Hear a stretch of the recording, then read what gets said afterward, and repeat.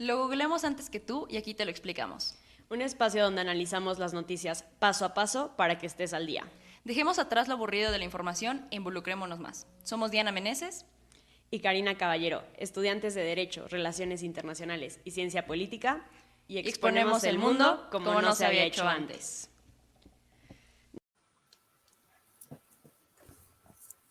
Hola, hola, bienvenidos a un episodio más de Mundo en Corto. El día de hoy vamos a hablar de un tema, me parece que uno de los más sensibles y dolorosos que hemos abordado hasta el momento. Y bueno, pues antes de iniciar, solo quiero comentar que lo hacemos con todo el respeto que Diana y yo podemos tener ante esta situación, con toda la empatía hacia las personas que han sido víctimas.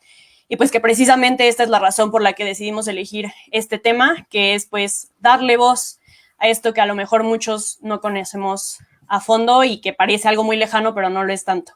Diana, ¿cómo estás? Hola Cari, buenas noches, ¿cómo estás? Yo muy bien, muchas gracias. Espero que todos en casa se encuentren bien. Y como lo mencionas, creo que el tema de hoy es prioritario. Tenemos que hablar en qué consiste la trata y por qué sigue existiendo, ¿no? Imaginamos que la esclavitud se volvió hace muchísimo tiempo, pero perdemos el enfoque de saber que la trata es una esclavitud moderna. Entonces, pues sí, hay que iniciar con todo y sobre todo con la intención de que hagamos conciencia de qué manera podemos reflexionar el problema y quizás sumar un poco a combatirlo. Así es. Y pues bueno, sobre todo porque el día de hoy, 30 de julio, es el Día Mundial contra la Trata de Personas. Probablemente ustedes han visto un poco de movimiento acerca de este tema en redes sociales. Y bueno, pues justo esta es la situación y el interés que tenemos Diana y yo. En lo personal es un tema bastante sensible para mí. Bueno, es una de mis líneas de investigación y pues precisamente creo que uno de los principales problemas que hay es que parece algo lejano, algo que no nos va a suceder a nosotros. Y bueno, pues a lo largo de este programa vamos a ver que en realidad no es tan lejano como parece y que en realidad es mucho más grande de lo que se ve en los mismos medios digitales y redes sociales y medios de información. Claro, como lo mencionas, es un problema que es invisible, tan invisible que las cifras que tenemos ni siquiera son completas, no son las exactas, es un estimado debido a que es un problema que va más allá de las fronteras, ¿no? Es un problema mundial. Y me parece interesante que abordemos en los antecedentes para dar una explicación del por qué hoy tenemos que conmemorar y hacer conciencia del Día Mundial contra la Trata. En pocas palabras, en 2006, el Consejo Económico y Social de la ONU, buscando mayor cooperación para atacar el problema, motivó e inspiró al gobierno japonés para que hiciera una organización, un evento en el que organizaciones internacionales como la OIT, UNICEF, la ONU Mujeres, ACNUR, entre otras, se unieran y entre todos formularon el grupo. En 2006, el Consejo Económico y Social de... Ok, en pocas palabras, formularon juntos el Grupo Interinstitucional de Coordinación contra la Trata de Personas. Este entró en vigor hasta el 2007. En 2010, en la Asamblea General de la ONU, acordaron el Plan de Acción Mundial para combatir el tráfico de personas. Y esto es muy importante porque a partir de este concretaron un fondo fiduciario de las Naciones Unidas, contribuciones voluntarias para víctimas, prácticamente. En conjunto con el plan y este fondo fiduciario, el proyecto es que se unan los estados para combatir un problema que afecta a todos, porque no hay país que no sea vulnerable a que esto suceda. Entonces, después de 3 años, en 2013, se revisó el plan, los avances, y fue entonces cuando dijeron, pues el proyecto está en marcha, vamos como vamos, pero urge hacer esto no solamente de la tarea de gobiernos y de estados, sino también de la sociedad, que la sociedad se entere qué está sucediendo y que haga conciencia. Entonces, por eso se conmemoró, se decidió que el 30 de julio fuera señalado como el Día Mundial contra la Trata. De ahí que en 2015, como sabemos de cultura general, la ONU propuso y se aceptó que la Agenda 2030, con los Objetivos de Desarrollo Sostenible, contuvieran entre muchos de sus propósitos combatir la trata. Y eso es básicamente como todo el background del por qué hoy tenemos que hablar de este tema, pero tendría que ser un asunto que no ignoremos todos los días. Sí, y efectivamente es muy pues alarmante que la trata de personas tiene de antigüedad lo mismo que la humanidad lleva existiendo. Entonces, es un delito que inició con la esclavitud desde hace muchos, muchos siglos. Y pues es preocupante que hasta hace apenas unas cuantas décadas se comenzó a voltear para allá, se comenzó a cambiar términos, se comenzó a decir, hola, está sucediendo esto, y nosotros como organismos internacionales y los gobiernos pues de cada país no estamos haciendo nada al respecto. Entonces realmente me preocupa mucho y pues creo que es importante también explicar qué es la trata. Voy a dar una definición que se establece por el Protocolo para prevenir, reprimir y sancionar la trata de personas, especialmente mujeres y niños, que complementa la Convención de las Naciones Unidas contra la Delincuencia Organizada. Y bueno, pues la definición en general es muy amplia, la voy a decir de manera breve y luego la voy a explicar un poco. Lo define como la captación, el transporte, el traslado, la acogida o la recepción de personas recurriendo a la amenaza o al uso de la fuerza u otras formas de coacción, al rapto, al fraude, al engaño, al abuso de poder o de una situación de vulnerabilidad o a la concesión o recepción de pagos o beneficios para obtener el consentimiento de una persona que tenga autoridad sobre otra con fines de explotación. Y bueno, después sigue acerca del tipo de explotación que puede haber. Pero bueno, en resumidas cuentas, yo podría decir que la definición de la trata es explotar el cuerpo de una persona, explotarla en el sentido pues económico, es decir, lucrar con el cuerpo de una persona. Y bueno, sí vamos a hacer ahorita la aclaración que es necesaria.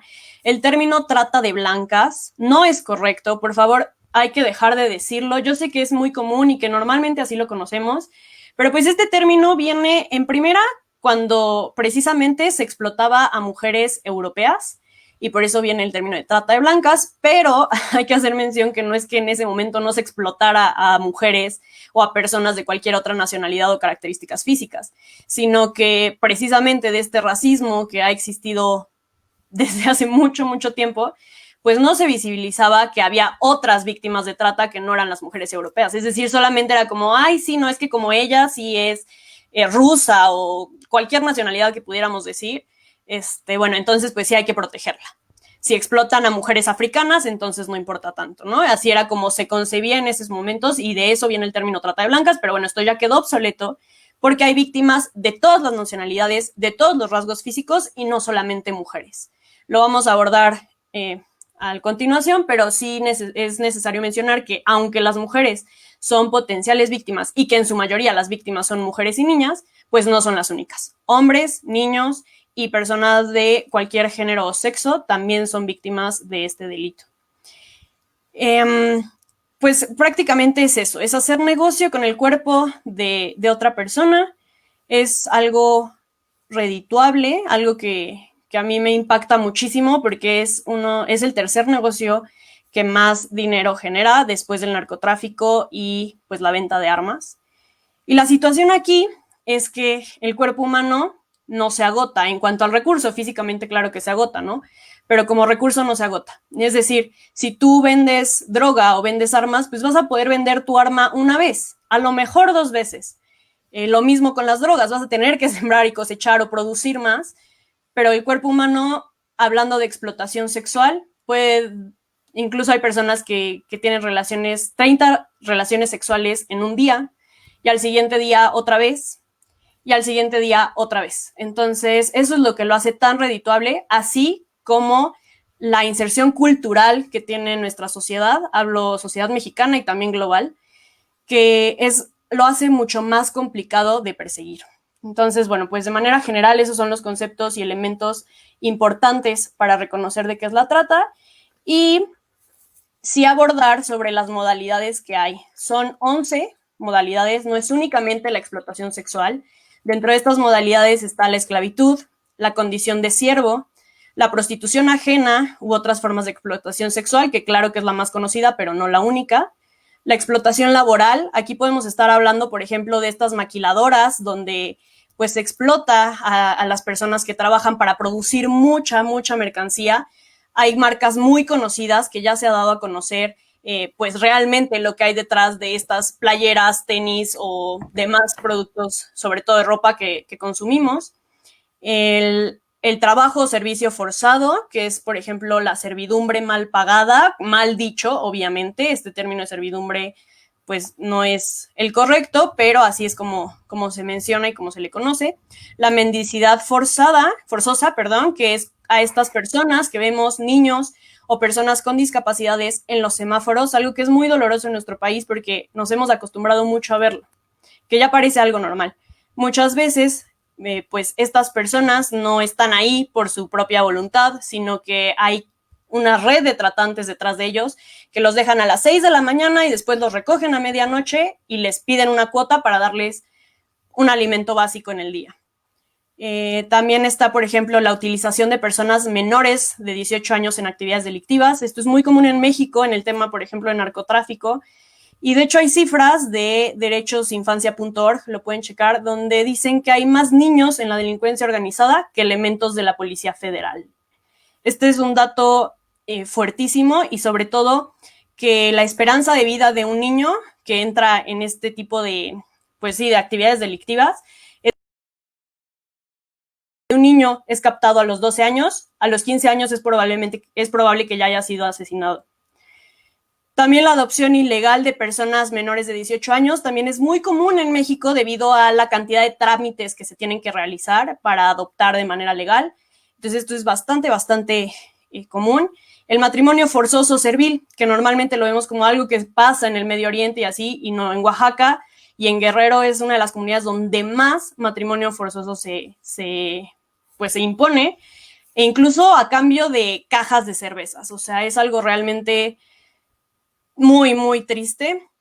El tráfico de órganos, tejidos o células, que esto es a lo mejor un poco menos común porque requiere un poco más de especialidad técnica, por así decirlo, pero en realidad pues sí sucede. Y la experimentación biomédica ilícita en seres humanos. Esto realmente parece de película de ciencia ficción y es una tristeza que en 2017 pues incluso se inició una investigación en contra del Instituto Nacional de Neurología y Neurocirugía, porque sin consentimiento de los pacientes les pusieron un implante cerebral que obviamente hasta la fecha ha causado estragos en su vida. Entonces, bueno, tal vez esto fue muy amplio, pero para que nos demos cuenta que es mucho más allá de únicamente la trata sexual y que lo podemos ver en muchos ámbitos de nuestra vida.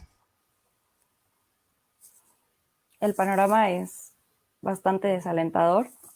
Creo que como lo mencionaste al principio, ¿no? Por algo urge que hablemos del tema con todo el respeto y la sensibilidad posible, porque no podemos ignorar que pasa. Y es preocupante porque México no solamente es un país de origen, es un país de tránsito y es un país de destino. Eso quiere decir que de aquí se las llevan, aquí las pasan a dejar y eso es muy preocupante. Entonces, es interesante conocer la gran dimensión que hay detrás del delito que significa la trata de personas, porque estamos muy acostumbrados, como tú lo mencionas, a señalar solamente prostitución, esclavitud, servidumbre y decir que ahí se acaba, pero es todo un negocio. Y para hablar un poco del panorama, cuáles son las circunstancias que ha generado esta trata de personas, a qué magnitud han llegado, es de mencionar lo que, como tú lo mencionaste, es un negocio ilícito que es tan redituable poco por debajo del narcotráfico, pero cerca. Genera ganancias por más de 150,000 millones de dólares, de acuerdo con la Organización Internacional del Trabajo. Y la mitad de estos ingresos es debido a la explotación sexual. El índice global de esclavitud calcula que más o menos son 45.6 millones de víctimas en el mundo, pero cabe recordar que por cada víctima que se tiene reconocida hay 20 que no. Entonces es un problema que está gravemente invisibilizado, porque es muy complicado llegar a las raíces del problema, desarticular estas redes. Es un asunto enorme. Y de acuerdo con la ONU, hay más de 510 rutas en el mismo país o transfronterizo. Es decir, como lo mencionamos, que no solamente pasan a robarse mexicanas o extranjeras o mujeres indígenas y se quedan aquí, no van de Puebla a Tlaxcala y ahí está. No, muy probablemente van de Tlaxcala hacia Asia o a Europa Y los continentes con un problema mucho mayor son África y pues toda la región de Medio Oriente. Pero el problema está en todos lados, sobre todo porque los países ricos, si bien no son países destino, son países que sí fomentan otras conductas que enriquecen esta trata, como por ejemplo este turismo sexual, ¿no? Y eso es preocupante, porque en este turismo sexual México tiene 21 entidades de 32 donde se desarrolla. Guerrero, Quintana Roo, estos paraísos que nosotros los ubicamos por sus playas y que el coquito y las fiestas, son muchas veces el destino de aquellas personas que ejercen la pedofilia, no en su país. Viajan hasta el nuestro para disfrutar de la explotación sexual de mujeres y niños. Y Cari, por ejemplo, mencionaba que es un problema que afecta a todos, tanto a niños, hombres, niñas y mujeres. Pero no podemos ignorar que es un problema también fuertemente feminizado, porque cerca del 80% de las víctimas sí son niñas y mujeres. En un 79% son mujeres. Eso quiere decir que el resto son menores de edad. Y esto es grave porque las dimensiones que generan que haya vulnerabilidad ante esto son la desigualdad, la marginación, la pobreza, la falta de educación. Es un problema macro que, de nuevo, viene de manera estructural de la falta de atención y acción de parte de los gobiernos en estos pequeños problemas que la gente está tan acostumbrada a ver y claro que normalizamos.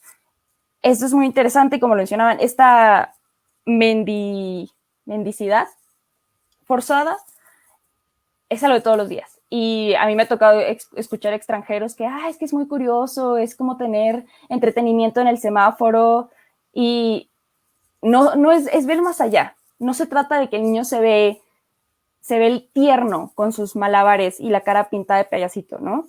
Se trata de reflexionar que a ese niño lo están explotando y que tú de muy buen corazón quizá le estás dando la moneda, pero esa moneda se va a traducir en un bote de pegamento. Si bien le va, como le decía Cari, en un alimento, pero en uno.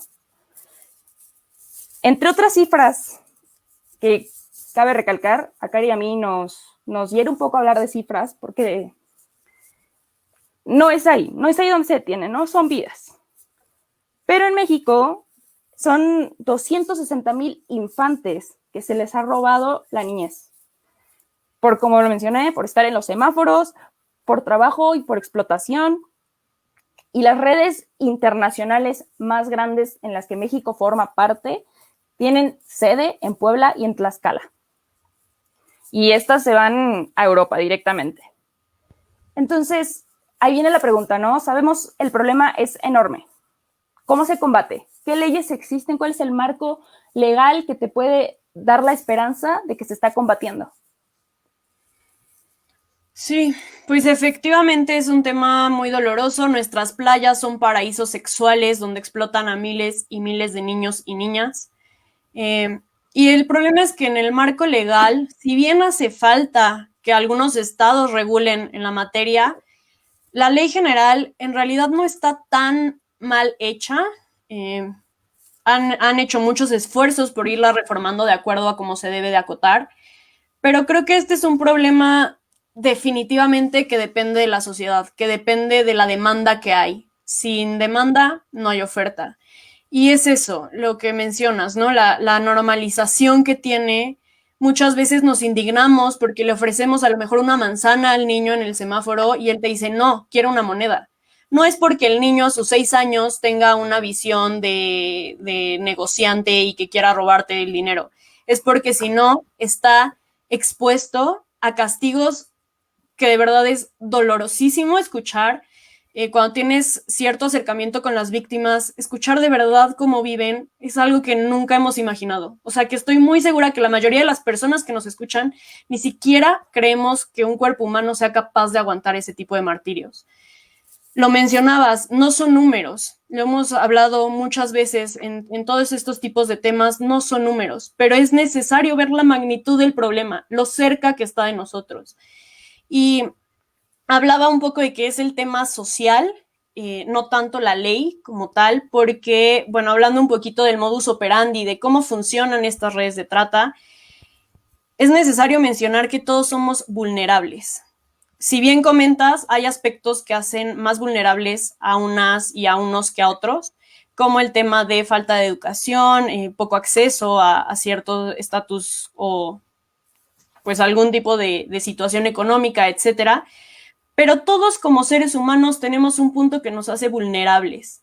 De acuerdo con Rosy Orozco, una de las máximas figuras en este tema en México, dice ella que el 57% de la población mexicana es una potencial víctima de trata. Esto quiere decir que si en tu familia son 4 personas, 2 de ellas potencialmente pueden ser víctimas de trata en algún momento. Y a veces pensamos que solamente le va a pasar a la niña del pueblo tal, que no tuvo acceso a educación, que sufrió maltrato, que bla, bla, bla, bla, bla. Si hablamos, por ejemplo, de la modalidad de adopción ilegal, hay muchos casos donde parejas con un gran estatus económico, con acceso a educación y todo este tipo de criterios que pensamos que nos alejan de este tipo de delitos, pues en realidad son ellos los que llegan a adoptar a personas de manera ilegal porque simplemente no pudieron concebir un hijo por o sea, ellos propios, ¿no? Entonces, es mucho más cercano de lo que pensamos y justo este es el modus operandi con el que los tratantes, pues, se mueven. El identificar, que es la parte de la selección, empiezan a checar a las personas, empiezan a observarlas, a ver cuál es ese punto débil a través del cual le van a llegar. Y aquí también hay un dato muy interesante que lo hizo Fin de la Esclavitud, una organización en Jalisco, que empezó a identificar características en personas que desaparecían en un determinado tiempo y resulta que la mayoría podían parecer incluso primos físicamente. ¿Por qué? Porque la demanda se empieza a moldear de acuerdo a estas características. Entonces hay momentos en los que a lo mejor buscan a una mujer con tales características y entonces empiezan a desaparecer a este tipo de mujeres, hombres, niños, niñas, todo tipo. Posteriormente viene esta captación, que es la parte del enganche. Tienen un tema psicológico tan fuerte, que de verdad es imposible para las víctimas escapar. Muchas veces nos volvemos poco empáticos y decimos, bueno, ¿y por qué no se va? ¿Y por qué no simplemente en una de esas se escapa? O a estas mujeres que las explotan sexualmente, cuando las dejan en algún sitio de la ciudad, ¿por qué no se van? ¿Por qué no piden ayuda? En primer lugar, porque hay personas vigilando, muchas más de las que nos imaginamos. En segundo lugar, porque psicológicamente ya están tan maltratadas, les han hecho un coco wash de años y años y años, que incluso cuando llegan a ser rescatadas estas víctimas, ellas mismas regresan a ese lugar porque piensan que solamente para eso pueden funcionar y para eso tienen, pues, habilidades, ¿no? Entonces están tan subyugadas que no es tan sencillo decir escapen. Y pues en tercer lugar, las autoridades que están coludidas. Hay testimonios durísimos donde las mismas personas que pues están en situación de trata sexual, de explotación sexual, piden ayuda a policías y los mismos policías, pues, o sea, relatan los testimonios que les dicen, yo ya pagué por lo que venía, yo no vengo a otra cosa. Entonces, realmente es muy triste, muy triste y muy fuerte entender cómo funcionan. Y bueno, pues ya posteriormente es el transporte, ¿no? Que ya lo mencionabas, México es un lugar de origen, tránsito y destino y eso también es fuertísimo porque tenemos todo lo peor que podría haber en este tema, está aquí en México y muy cercano. Tenancingo, la cuna de la trata en Tlaxcala, es un lugar al cual ni siquiera puedes ingresar tú como civil porque realmente lo que pasa ahí, pues es de lo más fuerte, considero yo, y de los delitos más grandes que hay en nuestro país. Y bueno, creo que también aquí quiero hablar un poco acerca de la empatía que podemos tener nosotros hacia estas víctimas, entendiendo en primer lugar que, pues dicen las estadísticas, de cada 10 mujeres que están en situación de explotación sexual o de situación de prostitución, de estas 10 mujeres, 9 están en situación de víctimas de trata, de explotación sexual. Es decir, únicamente una de esas 10 que se dedican al servicio sexual lo hace por voluntad propia. Y creo que este es el tema, que culturalmente pensamos que están ahí porque, entre comillas, quieren, ¿no? Y el tema también puede emigrar a los medios digitales, como es, por ejemplo, la pornografía, donde también es impresionante la cantidad de trata que hay en este tipo de medios y de situaciones que nos ocurren día a día y nos encontramos todo el tiempo.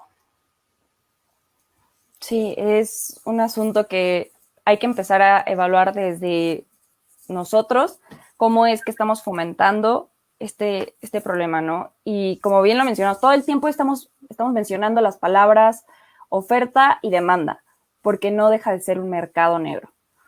Entonces, la oferta va a cumplir con la cantidad de demanda que exista.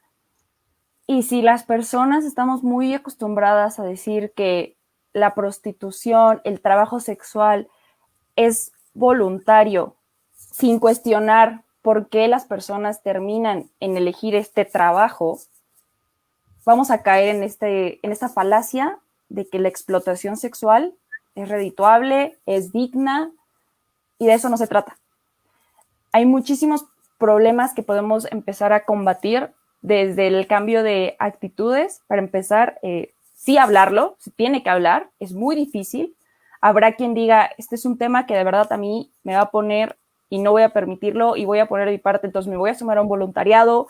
Aquí estoy org, por ejemplo, se dedica a esto, acepta un montón de voluntarios, Comisión Unidos versus la Trata y muchísimos más, y voy a poner mi granito de arena, y habrá quienes, pues si se nos apachurra el corazón nada más de hablarlo, y nuestra trinchera es esta, ¿no? Discutirlo y, ¿sabes qué? Decir no a la prostitución, y no se trata de ser prohibicionistas, se trata de ser abolicionistas, porque no se trata de estigmatizar a quien sea forzado a ejercer el trabajo sexual. Se trata de señalar a quien consume el cuerpo ajeno como si fuera un producto. Hay que combatir la cosificación de todo el mundo. Somos más que objetos. Y el intercambio moderno a cambio de dinero por el cuerpo es nefasto. Somos personas y seres humanos. Nuestra civilidad se encuentra en aceptar que cada uno de nosotros merece una vida digna. Y también admitir que no a todos se nos permite, porque no todos tenemos las mismas condiciones. Pequeñas cosas que se pueden ir cambiando, como combatir la discriminación, como no ser parte de marginar a las personas indígenas, a las comunidades vulnerables. Eso hace la diferencia. Sobre todo creemos que estando en confinamiento, ahora estamos como seguros, nada puede pasar, y ya en otros programas mencionamos cómo es que, pues fíjate que los homicidios se fueron a la alta, estando todos en cuarentena. Ahora la Comisión Interamericana de Derechos Humanos también alertó que este problema de movilidad social en esta crisis de pandemia va a generar que la trata vaya en aumento. No está previniendo nada. El hecho de que uno crea que estar guardadito en su casa es solución suficiente, la realidad es que no. Es seguir nublados por nuestro privilegio, nuestra comodidad de que los problemas suceden allá afuera y en mi casa no sucede nada. Entonces, urge que se impulsen políticas públicas por parte del gobierno. Hablando de parte del gobierno, se urgen programas que atacar el problema de trata es enorme. Y no va a haber soluciones, no va a haber una sola solución para un problema que está solidificado en varias ramas, ¿no? Urgen programas que atiendan los factores de vulnerabilidad.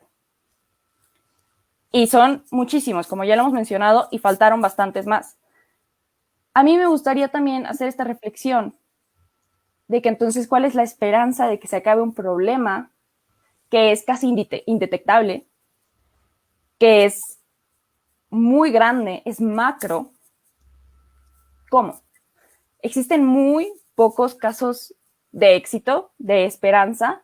Las víctimas que hoy en día son sobrevivientes te rompen el alma con sus historias, pero muchas de ellas también te dan esta motivación para decir, salió adelante y ella se está moviendo para que muchas más personas vean el problema y lo combatan. Un caso fuera de nuestro país es el de Nadia Murad. Ella fue galardonada con el Premio Nobel de la Paz en el 2018 porque ella fue una sobreviviente de una explotación por parte de ISIS. Fue una de 3,000 mujeres que tuvieron que vivir secuestro, explotación sexual, maltrato, entre muchas cosas.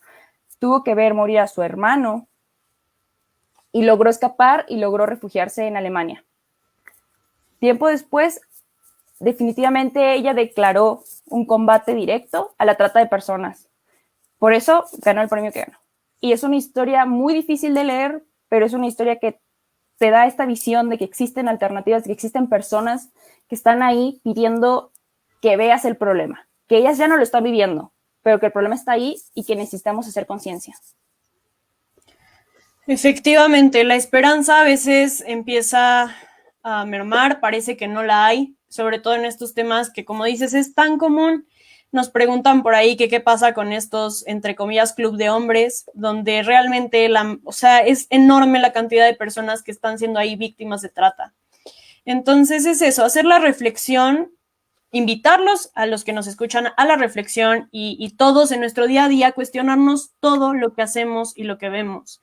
Porque me atrevo a decir que todos desde la ignorancia en algún momento hemos consumido algo que proviene de una víctima de trata, ya sea desde la pornografía, desde el servicio sexual, desde la marca de X o Y ropa, que nunca nos cuestionamos cómo están trabajando las personas que pues generan estos productos, ¿no?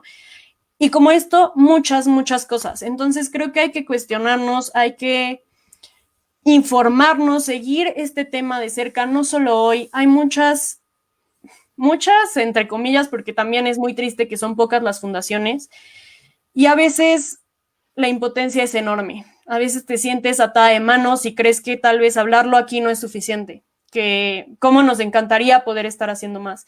Y aquellos que tienen refugios, aquellos que pueden hacer ese paso extra, de verdad tienen todo mi admiración y mi reconocimiento y mi respeto. Pero también esto es bueno, también el hablarlo, el escucharlo, el compartirlo, porque es necesario conocerlo, porque es necesario decir que no son solo números, que son familias que siguen buscando a una hija o a una hermana que desapareció hace 15 años. Probablemente está ahorita en una red de trata. ¿Y cómo identificas a un adolescente que desapareció 15 años? A sus 15 años y ahorita a sus 30, después de 15 años de explotación, después de 15 años de maltrato, donde físicamente la han modificado de una manera impresionante, ¿cómo la identificas? Y la siguen buscando. Y no es una historia, son muchas historias desgarradoras de las familias mexicanas buscando a su gente. Gente que está ahí, que les cuesta mucho, autollamarse o autodeterminarse como víctimas por este mismo, pues, violencia psicológica que se ha ejercido en torno a ellas. Creo que todos podemos poner nuestro granito de arena compartiendo, reflexionando, volteando a ver qué es lo que hay. Y pues ya prácticamente para concluir, los invito, a través de Mundo en Corto vamos a compartir mucho material donde pueden seguir informándose acerca de esto.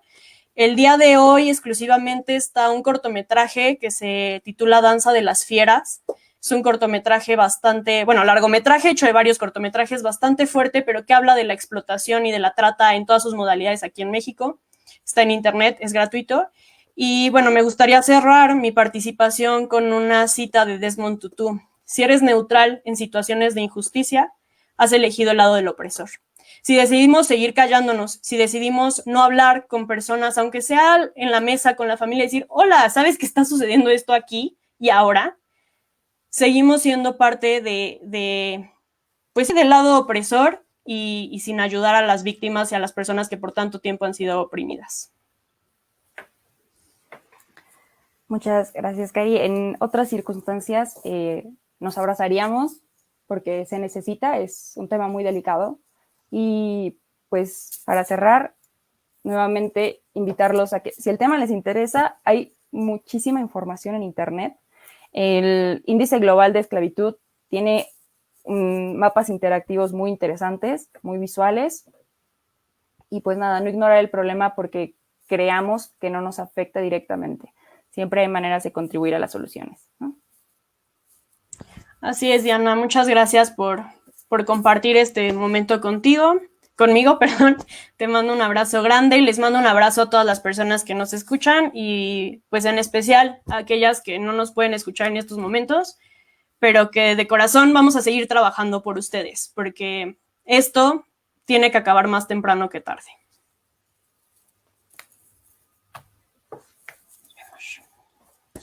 Bye, buenas noches.